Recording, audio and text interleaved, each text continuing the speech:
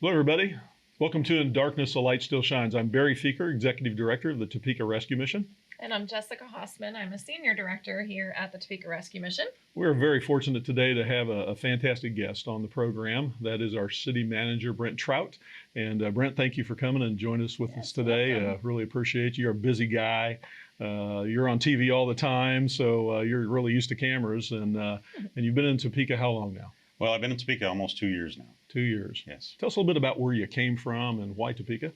Well, I came from Iowa. I spent the first 7 years of my career in city management up in Iowa, and that's because I went to school at Drake University and earned my first job there, and so stayed there for a long time. But after a recent marriage, decided that it was time to look around outside of Iowa. I was ready for a change. I'd been in my last city for 10 years, and so I was ready to move and look around. Well, it just so happens Topeka job came open. I grew up in Blue Springs, Missouri, about an hour and a half from here, and so the idea of coming back into the Kansas City metro area was very appealing to me. And being a capital city and some of the things that happen in a capital city and a much larger city. The last city I was in was 28,000, so to come here at 127,000 was going to be a big challenge. I didn't know that I would be successful in being hired for the position, but I thought this is someplace I'd really like to be. I saw what was going on in this community and the things that they were working on and decided, I want to be a part of that. And so I went for it, and lo and behold, I got hired. What are some of those things that you saw that attracted you to Topeka? Well, I saw efforts similar to what we were dealing with in Mason City. They'd done the effort to revitalize downtown. That was beginning to move forward and see some fruits already. With the hotel was underway at that point. I saw the changes that were going on with our Momentum 2022 effort. We were in the middle of that same process back in Mason City, and I knew what fruits that was going to eventually see, and we were further along here in Topeka and could see it having an impact. I also saw a lot of programs and efforts that were going on in the community, and I felt that I could make a difference with regards to trying to move our city forward as a partner to the other organizations that were trying to do good things in our community. And so that, for me, was a lot of the driving force. So Momentum 2022, some of us know what that is. Maybe some people don't. Explain that just a little bit. Well, it's titled as a holistic economic development approach. And what that means is we've got to attack all sectors of our community. That deals with education, it deals with creating jobs, creating entrepreneur spirit so that new jobs or new businesses can be created. It's about making sure that we include everyone along the way and that everybody has an opportunity. And it goes also to making sure that we have the right things in place to encourage growth. And so that is very complex, but if you do it right, it can have dramatic effects for the long term. So those effects for the long term could be what? Well, I think primarily it's providing a job for everyone that wants a job, and then hopefully then providing the education and training that's necessary for those people that want that job to be able to get that, which included things like our Washburn Tech East, which is a very good program that we're working with Washburn University to be able to train people in technical skills for them to be able to get a well-paying job that allows them to become self-sufficient. And looking at affordable housing and what opportunities we have there, that's an important part of what we need to do as well. Improving the image of our community. We've worked hard with our code enforcement to improve the looks of our buildings and take care of weeds and junk and rubbish in people's yards, fix up their homes, do those kind of things. And so those types of holistic approach that it really is across all sectors of the city, both private and public, in order to be able to be successful. So you mentioned Washburn Tech East. We have a technical school on the west side that has been very successful, helped many, many people get jobs. What was the importance of moving something on the east side?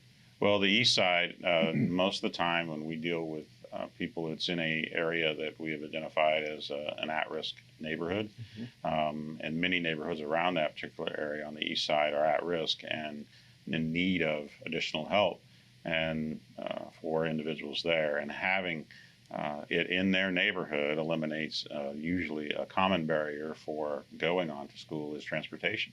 The idea that you have to ride a bus 35 minutes across town to go to school, now it's it could even be a 5-minute walk for some people rather than a bus ride, and taking that expense out of their hands and making it possible for them to go and get their GED or to get a specific skill that is readily needed within the community, truck driving or other types of technical skills that people could go and get a good job.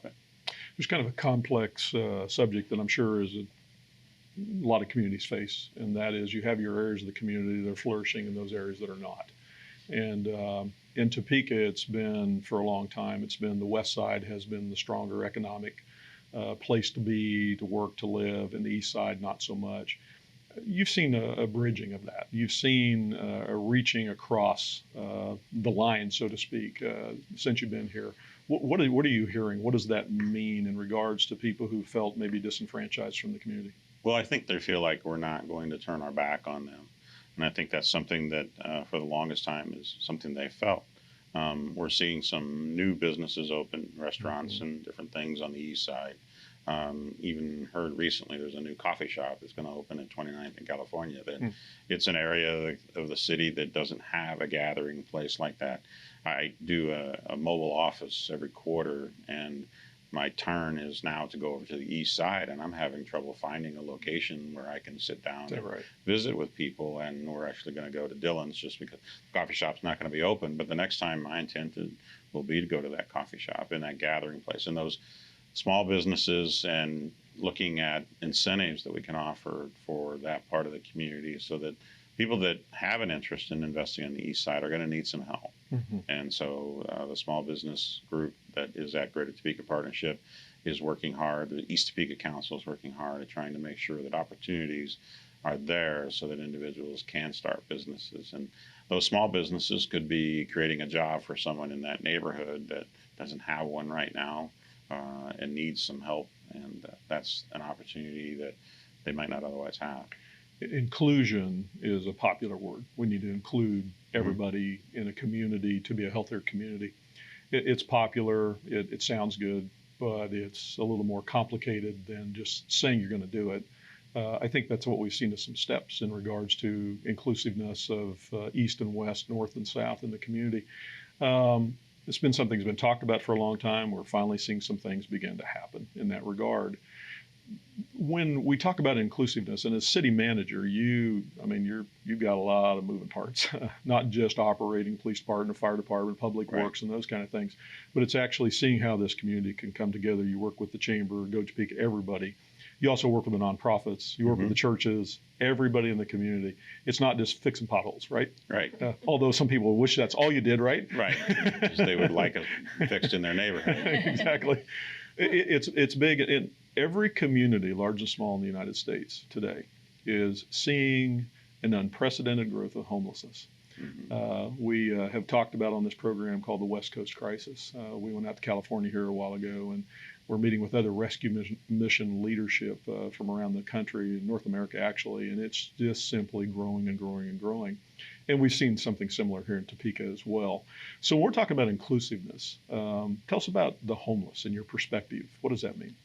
Well, I think for me, the homeless means trying to figure out what put the person in a position that they became homeless.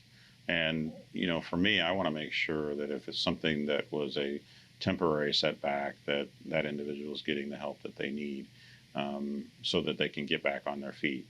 A lot of times people are living paycheck to paycheck, and then that job goes away, and then they lose it all and have to start over. And I know from times that I've volunteered here at the mission and talking to people that that's sometimes the case where they had a small setback either with the law or with the lost job, and that set them back. But they don't tend to stay there. They tend to move on. Now, that isn't everyone, and that then begins to, for us as a city, we need to put more resources out there to be able to reach out and figure out what's really going on. With our behavioral health unit and the crisis intervention team, we're able to help reach out to some of those folks that are in camps or other areas and find out what's going on with them and make sure that we're connecting them with the other resources that are available to them, especially when it comes to mental health issues, substance abuse issues. If we can help them with that, then there's a chance that they can maybe go back into society and go back to a normal life. Obviously there may not be everyone that wants that. And then we may have to figure out how we handle the fact that there are some that the rest of their life they want to live in their tent. They're just fed up with the world and they can't deal with the world, and that's where they want to be. I don't think that's most people, but I know that's possible. And then we have to provide a safe place for them also. And so that's what I think inclusiveness involves, figuring out where each of those people are in that spectrum of life, of why they've become homeless and why they are homeless, and then figure out what's the next step in order to be able to help them move on if they want to. And that's why, for example, the city, we found that a barrier was not having an ID. And we're able to, a lot of these individuals have had a little bit of an issue with the law at some time. Their fingerprints are online. We know who they are. We can verify who they are. So we've given them a city ID. And then that city ID won't get you much. You can't drive a car if you have it. Can't do other types of things that a normal state driver's license or ID would provide you. But what oftentimes it ends up doing is providing them a way to then next go and get a Social Security card, because the Social Security is able to verify who they are. And so that provides them, all of a sudden now they've got a benefit that's been sitting there for them that they couldn't access. Now they can access it. Now they have funding. Now they can then go talk to the Topeka Housing Authority about a room, getting into their list, getting into their queue for public housing if they're ready for that step. And so little things like that, figuring out how do we give them a hand up in order to get into society. I think that's a brilliant idea that came up. I think it's Sergeant Josh Clam here at Topeka Police Department. He was the He's impetus with our for street that. reach outreaches, Topeka Rescue Mission Vallejo. I don't know where he got that idea, but it's one of the most brilliant ideas that I've ever seen, to actually reach people right where they are and get that process of identification begun. And we've had some other communities recently reach out to us to understand what our program is. Some people thought that we might have some liability for providing ID, but the process that we use, we know that when we give that person that idea that they are who they say they are, and also know it won't buy you a cup of coffee. It's really, it's just that opportunity for the next step. Well, and also it's the police department, which some individuals who are unsheltered or in the shelter don't always look at as safe. They think they're going to get arrested. They think that they're going to find drugs on them or whatever the case might be. And actually what we see, in addition to protecting the community, is the police department reaching out in a very practical way to help people to better their lives. And I think that's what's exciting. We just had a recent experience a couple of Fridays ago with an outdoor, what they call block party, where a number of entities came together to work with this growing homeless camp that we've had here just east of the Kansas Avenue Bridge. And with law enforcement officers going in, we told everybody on the front end, nobody's going to get arrested here unless you do something really bad. We're not coming in to bust everybody. It's not a trap. It's none of those things. And we actually were able to see law enforcement officers sitting down having hot dogs and hamburgers with people who were unsheltered. It was huge for the unsheltered homeless. And I think that's one of the progressive things that is going on in this community. We're going to take a break and come right back. We're talking with City Manager Brent Trout in regards to his role as city manager, what's going on in the community. And when we come back, we're going to talk about the homeless issue and what we can do together to help those who are in great need. We'll be right back. This production is hosted by Topeka Rescue Mission Ministries, bringing help and hope through faith with its sleeves rolled up. If you would like to support Topeka Rescue Mission Ministries, text TRM Give to 77977 and start giving today. Welcome back. We're talking with City Manager Brent Trout in regards to his role here in Topeka as City Manager, and more specifically, what we're doing in regards to reaching those who are disenfranchised, the homeless that Topeka Rescue Mission works with here in the community. Tell us a little bit about the paramedicine coming together, what that means in this vehicle that the police chief and the fire chief came up with. Well, it was an interesting proposal that they brought to me. Wasn't sure if it was really in our area of expertise and whether it was something that a city should provide. But after meeting with them and having discussions, really realized that it was truly the outreach step that we needed to take in order to address what it's a common issue, which is a lot of times healthcare is not available for individuals that are in a homeless or a bad situation. So what we did is we went out and purchased an old ambulance through a grant process that we received a grant from Sermont Vale, and some other individuals. And so what we do is we pair up an EMT and a person from the police department that's in the behavioral health unit, counselors, and we go out into the areas where the homeless are and help them in whatever way we can. It might be looking at, say, they've got a rash that's going on, and see how maybe there's something that we can give them that will allow them a little more comfort and to help that go away. The idea is it's a way for us to start up a dialogue. Oftentimes, there's simple little things we're doing. We're not doctors. Our guys are performing basic first aid, but it can make their life a little better. And then a lot of times it's really an opportunity for us to begin a dialogue with those individuals, figure out a little more about what's going on with them and what type of needs they may have.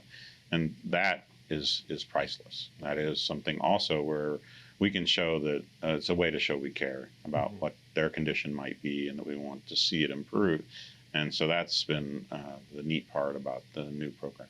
So part of the genius of that is that it's not just the city going out. It is a city operation, but you have Vallejo involved with the Mental Health Services, Topeka Rescue Mission with the Street Reach program, and others. Everybody can be in that kind of one-stop shop instead of saying, hey, y'all come out of your homeless camp, come over here, and we'll help you on our terms. We go to them on their terms, which is very comforting for them. And it's something else that's also used to break that stigma that a lot of times people who are experiencing homelessness, experiencing a crisis of another kind, not only is there a negative stigma that they have towards law enforcement, but they also have it towards mental health professionals. They also have it towards medical professionals, because the common fear is they're going to take my kids, if it's a parent, anybody that's got a badge of any kind, anybody that has a title of any kind. They're going to try and get into my business. They're going to try and force me into medications and all these different things. And so taking the steps to have those conversations, build those relationships without really any strings attached, them receiving care and having a need met, like you mentioned, a rash, looking at something, it's not contingent upon them getting a psych assessment through Vallejo. Right. You guys are going out and saying, here we are. And that helps just bring a level of calm, and it leads to the eventual acceptance of the bigger picture of services that our community has to offer. I agree. I think, I think what we'll find as time goes on is that it may not be the first or second visit that really opens the doors for the possibility of doing something major for them to assist them in the next step in their life. But it very well could end up at fourth visit. They're like, you're a pretty good person. Here's a little more of what's going on in my life. And here I have this family here, and this, maybe a potential way that we can help them to get over whatever they're dealing with. Absolutely. As city manager, you're in charge of systems. You got to make sure systems are working well. If they don't, we don't get our fires put out. We don't get bad people put in jail. We don't get water to our house, whatever the case might be. So how do you personally go from systems management to the heart of what the city needs? Well, I think it just goes back to my moral compass that I've had for a long time in my life. Both from my military experience and then also from growing up. Just feel like when we have an opportunity to help people, we need to. And so if I can provide that to someone, it's what I do. It's, when I first started looking at being a city, getting into government, I looked at the possibility I wanted to go be a congressional aide and help a congressman work on national bills and so forth. And the more and more I learned as I started in through my college career, that I had the opportunity to be more successful helping someone by being at the local level, by being a city manager, working on a program that maybe helps someone, such as the paramedicine. You're going to end up changing a lot more people's lives, and you're going to do that on a consistent basis, month in and month out. If I go to Congress, I might get one really special bill passed that helps a lot of people, but it might be one bill a year or one bill every 5 years that I'm able to help on. And for me, it didn't seem like the right path to really be able to make a difference in individual lives. So what I'm hearing is this isn't about a career. This is about a mission. You're right. I definitely feel that way. It's not something that's new, and it's not something you're telling me that it is the way I felt. And I felt that way in every city that I've worked in. This is the fifth city that I've been a city manager in, and every place that I go, I've tried to make it better. Wrote grants in a small town of 3,700 for them to get a combined Head Start and Child Care Center that they didn't have. And a lot of people didn't have a place for them to be able to go to child care or preschool. And to have Head Start and preschool together in the same building removes that stigma of those people that have or don't have. And then was able to do it one step further in the next city that I went to, Boone. They had already had the grant accepted, but I worked on making sure that a new building that had those two components, both preschool and Head Start, but also added adult daycare. You know, those individuals that have to deal with parents that aren't able to take care of themselves and be able to have a place that they could go. Mm-hmm. So we worked in a partnership with the hospital to be able to create that component as well. And there's other stories in other cities, and each one of those are places that I go in order to try and make a difference in what I do. And so this definitely has been one of those missions that I've accepted once coming here.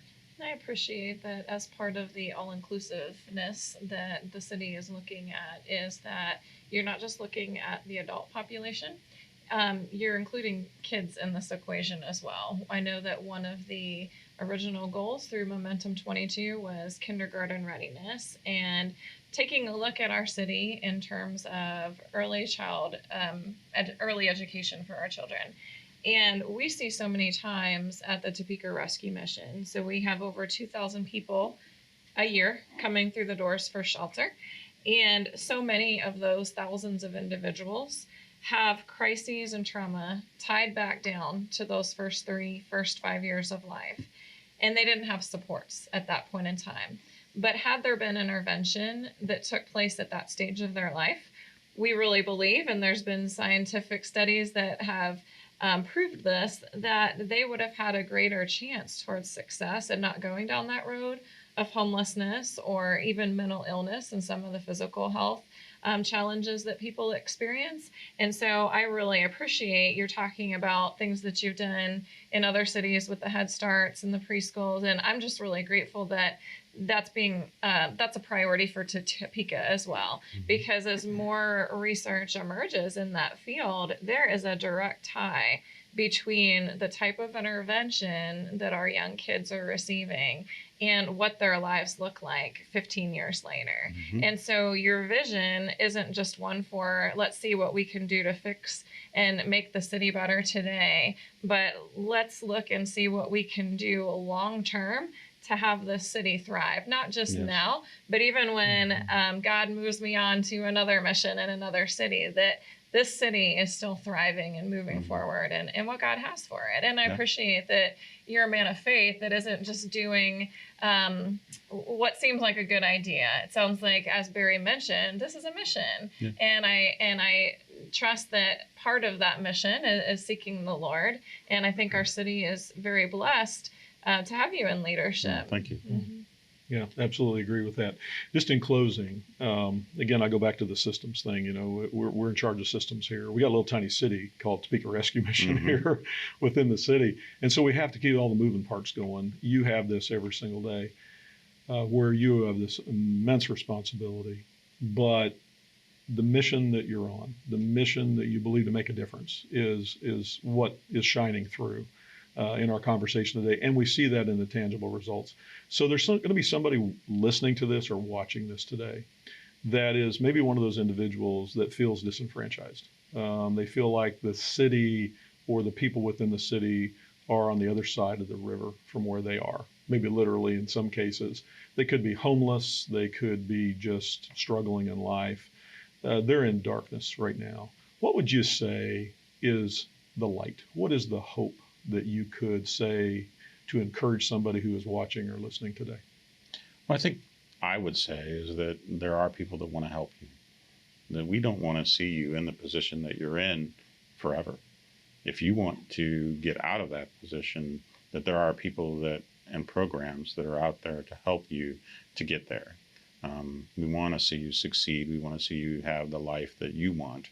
And if that means getting involved with some type of program, either through the mission or other programs within the city to help with mental health, we want to make sure that we lead you and provide you that opportunity to reach out. And so we hope that you will reach out, that you talk to someone that can point you in that direction. That's part of the reason that we train every one of our police officers with 40 hours of behavioral health and training. We want to make sure that they're trained, because I never know when one of my police officers is going to end up having an interaction with someone that needs help. And we would rather have them get help than end up incarcerated or other types of issues. And so that's the most important thing, is to try and reach out and ask for help. I've said this to you before privately, I say to you publicly. I've worked with the city for many years. I've never seen it work as well with the rescue mission in the city as it is now. You have great leadership. You have great people all the way to the front lines of everything that's being done. And I really think what you just said is not just words. I think it is actually action. When we have the kind of outreaches that are going on with city personnel, with the heart of where this city is going, there really is hope for people who might be experiencing a lot of struggling right now, which we call darkness, or they call darkness, to know that there is hope and there is light on the way. So, City Manager Brent Trout, thank you for joining us here. Thank you for everything you're doing. I appreciate the opportunity. We appreciate you, and thanks for joining with us. You've heard from our City Manager. If you're struggling, there is help. Reach out. There is a city that is growing with compassion, is growing with resources, and wants to be there to include you, to be a part of your story right now, but someone else's story to help someone in the future. So thank you for joining us, and in darkness, the light still shines. We'll see you next week.